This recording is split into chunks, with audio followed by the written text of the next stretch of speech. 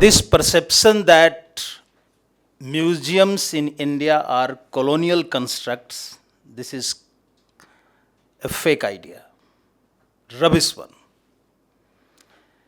You will have to decolonize your mindset first. India at least had 22 to 23 different kinds of collection oriented repositories and great repositories. They were all known by different names. The word museum was not there in India, but since very ancient time, we had museum-like organizations. You can call them proto-museums or para-museums. I have no problem in that. But you can find numerous literary references of Chitravithi, चित्रागार, आलेख्य गृह, विनोद मंडप, विट मंडप, सरस्वती भंडार, विद्या निकेतन, इतिहास महकमा, तस्वीर खाना, and many other names. And it is not about just a passing literary reference. There is a book named Narad Silp. And Narad Silp has not been actually translated as such with all its chapters. The chapter number 66 is Chitrashala Lakshana Vidhi Kathan. How a Chitrashala should be created. What kind of buildings should be created? What kind of exhibitions should be installed? Saswatakam means permanent and Tatkalikam. There are two different categories of exhibitions. Then it describes, it gives a list. Dhatuj Pratima, Shailaj Pratima, Ratnaj Pratima, Kasthaj Pratima, and different kinds of Chitra. Chitra, Chitravali, Bhumij Chitra, also Bhiti Chitra, and also Vaitanik Chitra, which is made in the ceiling. So, number one, we have a very, very prolific discourse in ancient Indian literature about art, art repositories, and their methods of display. Excepting that Indian Museum Kolkata, which was earlier the Museum of Asiatic Society of Bengal, is the first museum of the country, is absolutely incorrect. Because when it was founded in 1814, before that, the Maharaja Sarfoji of Tanjore had already established kind of repository apart from Saraswati Bhandar that he was having since the time of Vishwanath Nayak.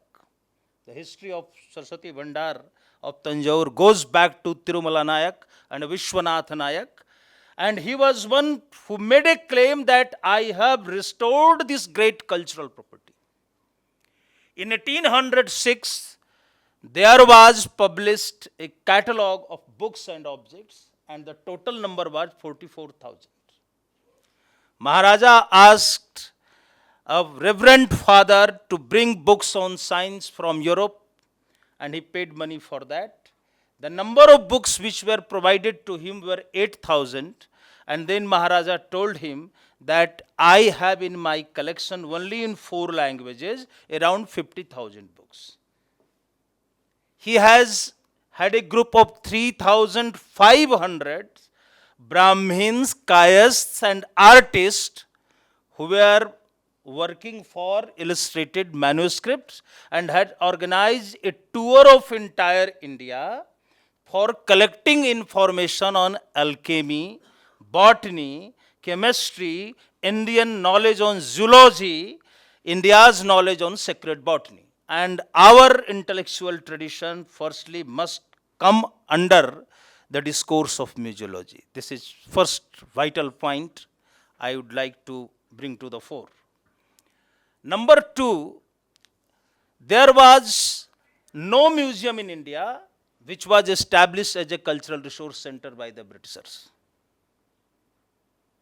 See the story and the pathetic story. The man Nathaniel Wallis was a captive. And he was a Danish fellow who wrote letter to the Great East India Company saying, I have accumulated, procured great number of natural history objects. I have also gained informations on India's profound knowledge on botany. Therefore, I make request to the companies I should be relieved because my knowledge in general will be a matter of great benefit for Europe and in particular for the company and England. So, when this museum was opened with botanical collection, there was a reason, there was the factor that how this botanical and natural history connection is going to contribute to the growth of industries in England. It was not a cultural repository. Then William Carey, who has the credit of opening the second museum in India, which has never been in discourse, unfortunately, in this country. I went to Sri Rampur Mission College and inquired about the museum. I was informed by the principal that since last 40, 50 years, it has not been opened. I had to stay there to get a specific order that it can be opened and shown to somebody. I was really amazed, rather bewildered, that everywhere there were samples of different minerals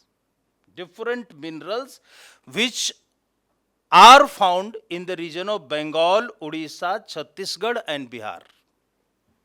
There were 4 books also on earth sciences which were kept there, which William Carey had ordered for his library and museum.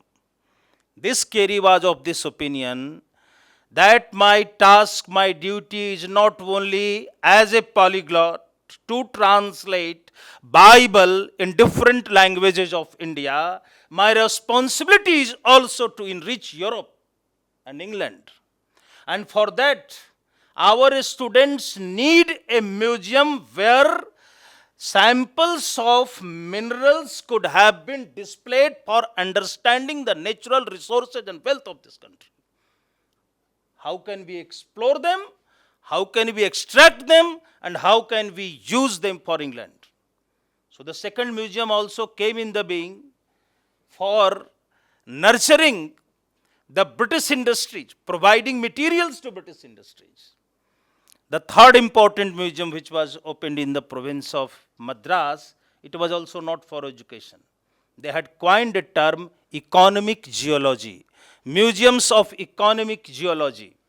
And all museums of economic geology in India were provincial centers for informing England about the possibility of exploiting India's natural resources available in different provinces. So museums were playing a nefarious role in the country. Rather than being cultural centers, they were actually provincial centers for providing information to the British government. It was a hegemonic device too. And we must know one thing very important, that a department of botany was open in Indian Museum, Kolkata. It was closed forever when India was about to gain independence. You must know the reason, what it was being doing.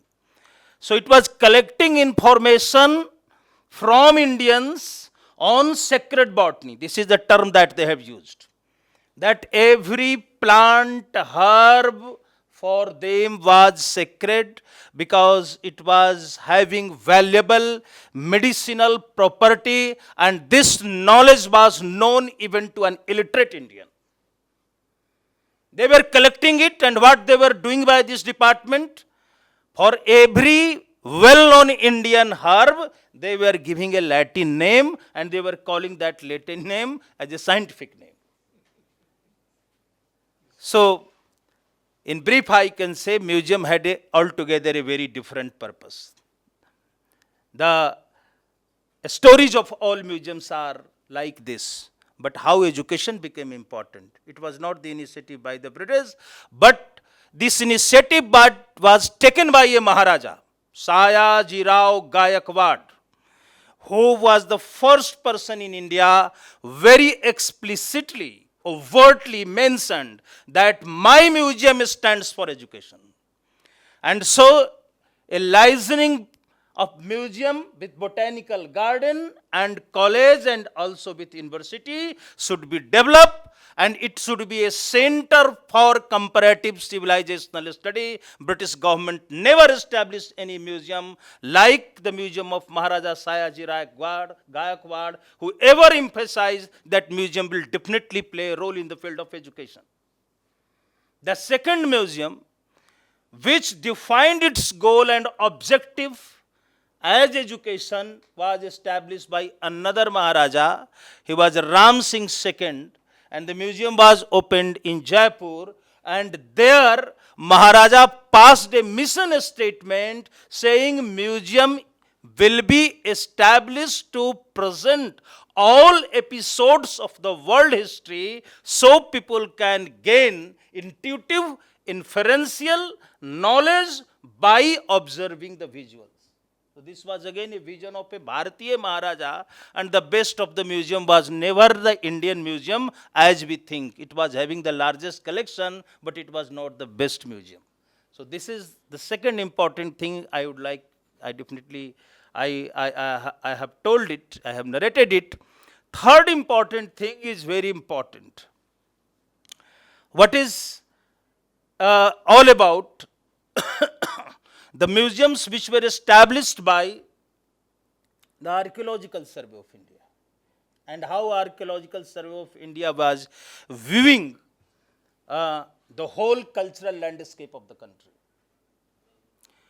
The person named John Hubert Marshall, he was just 24, 25 years old man and had no knowledge, absolutely no knowledge of India, and had seen was just one tangible evidence in British Museum, that was a Harappan seal, which had been long back sent to England. He went to see some of the paintings and photographs of James Burgess' collection and came to India, firstly visited the Western India and then made Lord Curzon. And then he went to Simla, from Simla he reached to Takshashila, and there he concentrated for 20 continuous years. You must understand why he was concentrating on Takshashila. The whole purpose was that to establish the fact ancient Greeks and Romans established their colonies in India. India had been colonized long back, right from the period of Alexander so-called Great up to the historical period. And all art forms entered into Indian domain through Gandhar. In enlightenment of India, there is a robust role of the Western civilization. He wanted to establish that. And it was through Buddhism. This was another notion.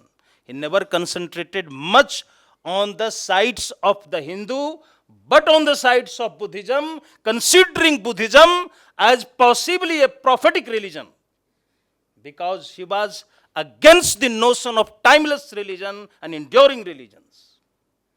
Similar was the case with Mortimer Wheeler, who made a declaration, Holy Christ and benevolent God has provided me to explore the horizons of Roman civilizations in India. I am lucky that I am going to excavate a site which is significant in terms of ancient Roman colonies. So their endeavor was not to enlighten India. They considered Indian art as monstrous. They considered Indian art as demoniacal. They considered Indian art as ethnic. And they presented a very distorted and perverted picture of Indian art. Very distorted picture of Indian art. In 1851, they organized an exhibition. And you know what happened? They declared India was epicenter of Oriental civilization. And Oriental doesn't mean just the Eastern civilization. Oriental world means a region of aesthetic culture, a region of dormant culture, a region of moribund economy and moribund art. This was what they were trying to present. And it is only the West that has the dynamic notion of art, realistic art, naturalistic art. In India, there is nothing like art. It is only a type of aboriginal, tribal, primitive, archaic expression. We had to fight. And museums still have to fight. This struggle began with one person, Bhagavan Das Indarji and then Bhaudaji Lad, who opposed this Western idea and came to the front with this proposal saying, India has a rich tradition of industrial art. The only thing is that we never tried to develop a factory system because it is based on idea of exploiting human energy and human talent. But our artists has scientific knowledge, and they are producing something that is better even than the industrial production. They started this struggle. But unfortunately, independent India couldn't understand the meaning of this struggle. I cannot take much of time. There are many other facts, thousands of facts, numerous facts. Museology today is heritology. It is a subject with multiple facets, and it covers all arenas of our cultural life and methods of their preservation. So the objective dynamics of this subject has now changed, and there is need for Indo-centric researches in our country.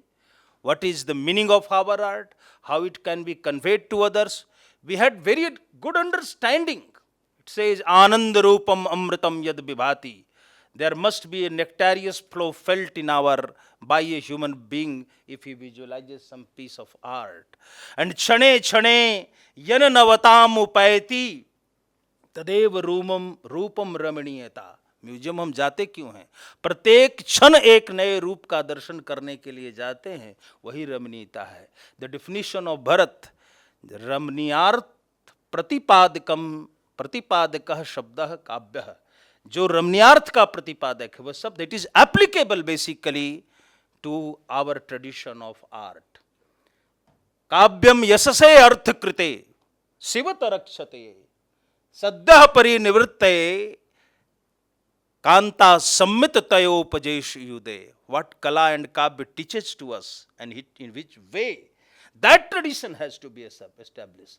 Only pedestal lighting, making galleries, and talking about controlling humidity, this is not museology. You will have to include your aesthetic traditions, aesthetic theories in museological studies. Otherwise, you will not be able to do justice with your own people. Thank you very much for inviting me.